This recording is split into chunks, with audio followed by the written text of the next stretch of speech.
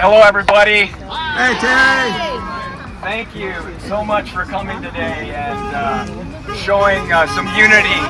My name is Terry Gjersvik. I'm a farmer from Freeborn County, from Manchester Township. We are, to be really honest with you, we are in a real world of financial pain right now. With soybeans, in Iowa State, they put out really good costs per acre. If we use their costs and we use the prices that are being offered in Freeborn County today, we're looking at about $120 an acre loss. Wow. It is, in perspective, it costs maybe $750, $800 an acre to plant soybeans. So as you can see, it's significant. What they're not talking about is the same thing is going on with corn. Corn is the same way. I checked out the numbers. In Freeborn County, it's $120 an acre loss. Ooh. There is a bailout. There's a bailout being planned. If it's anything like we've seen in the past, it's going to be like $30 or $40 an acre. All the farm, and this is Midwest wide, from Indiana to Colorado, from North Dakota to Texas. Wherever you have people growing corn and soybeans, they're in a world of trouble. Why? When President Trump came out with his plan to use tariffs on every country basically in the world, it has just turned everything upside down.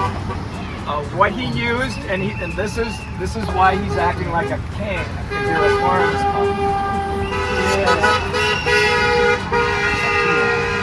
he used something called the IEEPA. It is the International Emergency Economic Powers Act. Federal courts have ruled this to be illegal, and it will be reviewed next month by the Supreme Court. Oh, they better say no. So, Peter Navarro is an economic advisor of President Trump's, and Peter Navarro just believes that the answer to everything is a tariff. I do have an economics degree from the University of Minnesota. All right. And I clearly remember tariffs are bad. Yes. Tariffs are a tax. Corruption. Right now, who pays it? We do. We do. Right now, we're only seeing about 50% of the increases from taxation. Corporations have been eating their half, but that can't last forever. Eventually, it's going to be 100% on the consumers and citizens of America. Whoa. So, what did China do? They put tariffs on soybeans, tariffs on grain. What else did they do? And this is now, we've seen this movie before. We had a trade war back in 2018. When you're a country with 1.1 million people or billion people, and somebody starts playing around with the food source, you take that seriously. What did China do? Found new markets. They built the world's largest deep water port in Peru, and they're buying all their soybeans from Argentina and Brazil. Since May, the United States has not sold a single soybean to China. Our bins are full. They are packed. We have no idea what we're going to do with this. Trade relationships take a long time to develop. If we believe that there's going to be a meeting next week and everything's going to go back to normal, that's not going to happen. What else did China do? They built a gigantic train station in the middle of the desert on the northwest corner of China. It's unbelievable. It looks like a, and so trains come in, they transfer the products from European trains to China trains, and they take it in, and they're buying grain here as well. We lost our number one customer.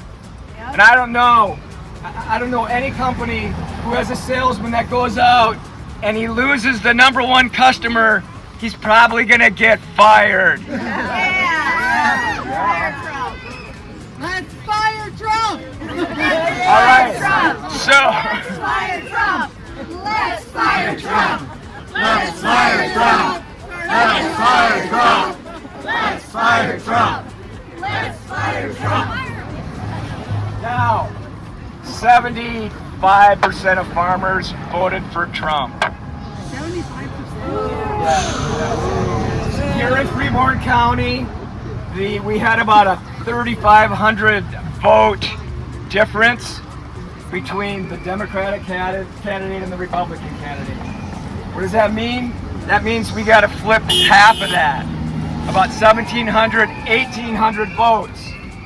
We're not going to do this by shaming people for their choice, telling them they're stupid, and that they voted against their interest. I can tell you farmers said they had very good reasons to vote this way. So, I'm here.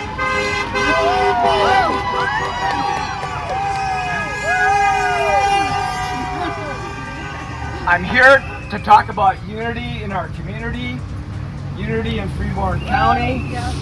We got to get enough votes to end this administration, or at least in 2 years or a year and a half. We need somebody different in Congress that will stand up. Unfortunately, Representative Finstead is not speaking up for rural Freeborn County. All right, that's my message for you today. I thank you all so much for coming and taking a risk, and let's keep the ball rolling to midterm 2026. Thank you.